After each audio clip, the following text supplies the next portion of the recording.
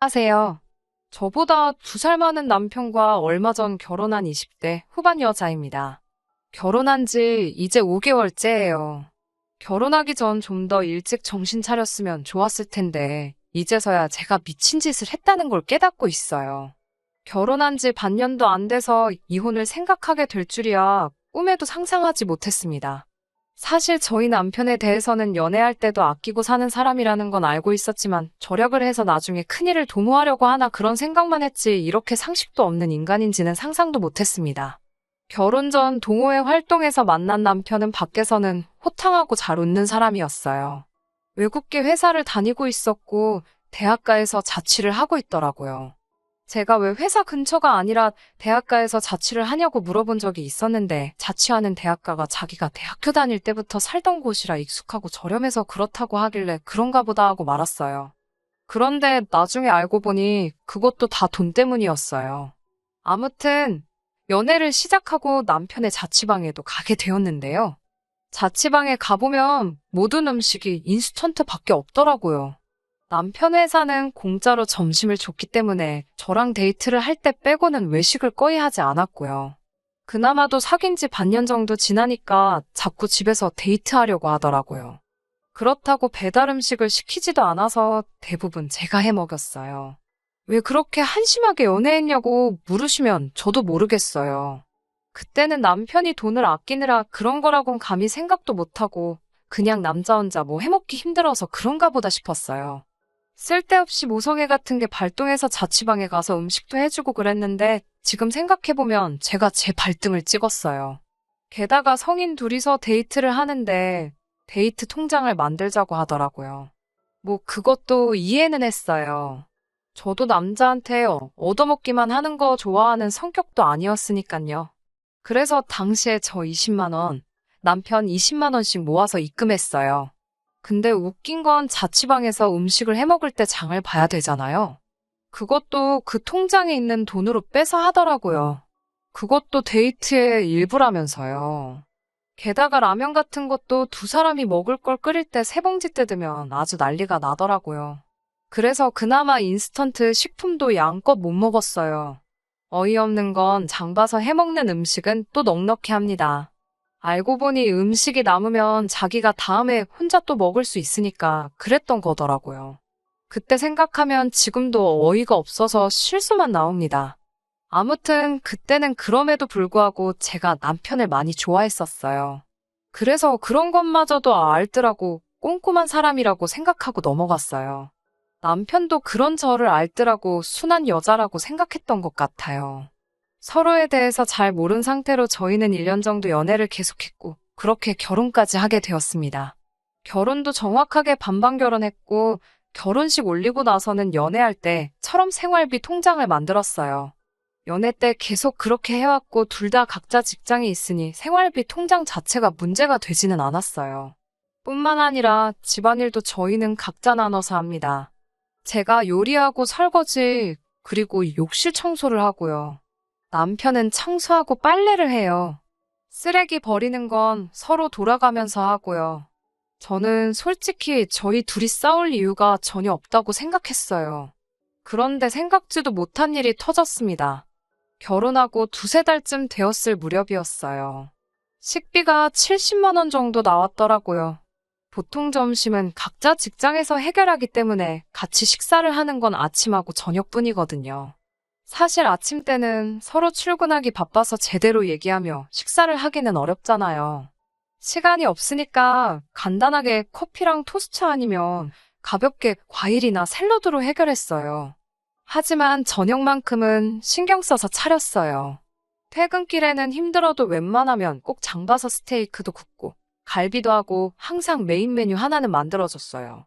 그런데 남편이란 작자가 식비가 많이 나왔다고 궁시렁궁시렁 거리더라고요. 돈을 왜 이렇게 헤프게 썼냐면서 타박 아닌 타박도 하고요. 아무리 공동으로 생활비를 붓는다고 해도 혼자 마음대로 이렇게 돈을 써도 되냐면서요. 듣는데 어이가 없어서 벙쪄 있는데 자기가 종이를 가져와서는 한 달 동안 대략 저희 둘이 136끼를 먹었다며 그러면 한 끼당 5,000원 수준이라고 한숨을 쉬더군요. 아니, 요즘 물가에 한 끼 5천 원이 비싸게 먹는 건가요? 이 사람 이렇게 물가에 대한 감이 없나 싶고 어이가 없는 걸 넘어서 한심하더라고요. 이런 제 속도 모르고 이러다간 우리 생활비를 식비로 다 탕진해버리게 생겼다면서 이렇게 해픈 여잔지 몰랐다고 헛소리를 떠들더라고요. 그러면서 하는 말이 자기는 자취할 때 한 달 식비를 15만 원 정도밖에 안 썼대요. 그 소리를 그 다음 달 내내 앵무새 마냥 반복하길래 제가 그럼 식비로 15만 원만 내라고 했어요. 저는 35만 원 내고 사람답게 살겠다고요. 그리고 그 뒤로 아침엔 밥에 캔참치 하나 저녁엔 카레 하나 그런 식으로 인스턴트만 돌려서 줬어요. 사실 요즘은 인스턴트도 종류도 다양하고 맛도 좋잖아요. 아, 물론 저는 제 손으로 직접 요리해서 정상 식단으로 먹었어요. 근데 웃긴 건 막상 이렇게 시작하고 일주일쯤 지나니까 남편 혼자 폭발해서 밥이 이게 뭐냐고 짜증을 내더라고요. 그래서 제가 남편에게 그럼 이제 당신 건 당신이 직접 차려 먹으라고 했어요. 그리고 청소도 구역 나누고 빨래도 각자 하자고요. 아니나 다를까 다시 일주일 동안 인스턴트만 먹더라고요. 그래서 내가 인스턴트 차려주니까 밥이 뭐냐고 짜증이더니 왜 계속 똑같이 먹냐고 빈정거려 봤어요. 그랬더니 저더러 요리할 줄 안다고 유세 부리냐고 묻더라고요.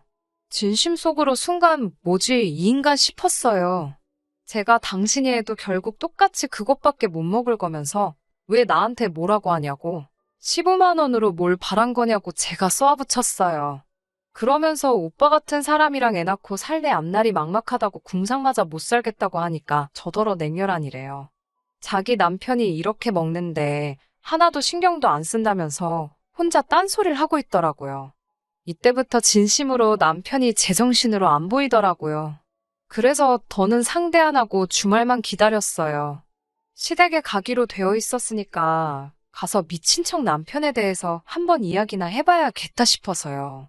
시댁 어른들은 그래도 상식적인 분들이라고 믿었으니까 분명 남편에게 한 소리 해주실 거란 기대도 있었고요. 근데 피는 못 속인다는 말이 딱이더라고요. 토요일 점심쯤 시댁에 도착했어요. 남편이 옆에 있었지만 개의치 않고 그간 있었던 일을 다 말했어요. 너무 힘들고 이게 뭐하는 짓인지도 모르겠다고요. 그런데 제 말을 듣고 있던 시모랑 신우가 눈을 동그랗게 뜨더니 저를 쳐다보면서 지금 그래서 돈 달라는 거냐고 묻는 거예요. 그러더니 대뜸 우리 돈 없다면 네 남편이 15만 원을 주든 20만 원을 주든 저더러 알아서 하래요. 그러면서 남편이 아무리 돈이 없어도 시댁에 와서 남편 흉보는 건 멍청한 여자들이나 하는 짓이라면서 행동거지 조심하라고 저를 나무랬어요. 황당하고 어이가 없어서 결국 시어머니께 남편 반품하고 싶다고 했습니다. 시모와 신우의 말에 무슨 천군만마라도 얻으냥 남편은 기가 살아서 저한테 할 말 안 할 말 분간도 못하고 시댁에 와서 입을 놀리냐며 빨리 집에 가서 밥이나 차리라고 거들먹거리더라고요. 그때 정신이 확 들었어요. 남편이고 시댁이고 상종할 가치도 없는 사람들이라는 생각이 들어서 한 달 밥값 35만 원도 못 내는 찌질하고 형편없는 이 인간 품에 끼고 잘 헤쳐먹이시라고 내지르고 시댁에서 나와버렸습니다. 혼인신고까지 한 마당에 꼴랑 5개월 살고 이혼이라니 가족 생각하고 주변 사람들 생각하면 머리만 아프고 그래도 참고 살자니 치가 떨려서 도저히 안 될 것 같더라고요. 결국 친정 어머니께 사실대로 있었던 일들을 다 말씀드렸어요. 그러자 친정 어머니도 쪼잔한 남자랑 사는 것만큼 스트레스 받는 일이 없다며 아직 한참 젊고 능력도 있는데 뭐하러 그딴 남자한테 청춘 바치냐고 이혼하라고 하시더군요. 그날 밤 남편에게 곰곰이 생각해봤는데 당신네 가족 누구하고도 상식적으로 대화할 수가 없고 난 이런 감정 소모에 내 에너지를 쏟고 싶지 않으니 이혼하자고 했어요. 그러자 자기가 미안하다고 만나서 이야기하자고 연락이 왔더라고요. 그런데 어차피 말하고 설명해줘도 결국 못 알아들을 것 같아요. 이딴 인간을 진작에 알아보지 못하고 스스로 밥 해먹인 제 자신을 생각하면 지금도 스스로 한심해서 지금 이 순간도 너무 힘들어요. 지금이라도 정신 차렸으니 앞으로는 더 현명하고 똑똑하게 살아야겠다는 생각이 듭니다. 똥차가 지나갔고 저도 사람 보는 눈을 더 키웠으니 앞으로 좋은 인연을 다시 만나면 좋겠어요.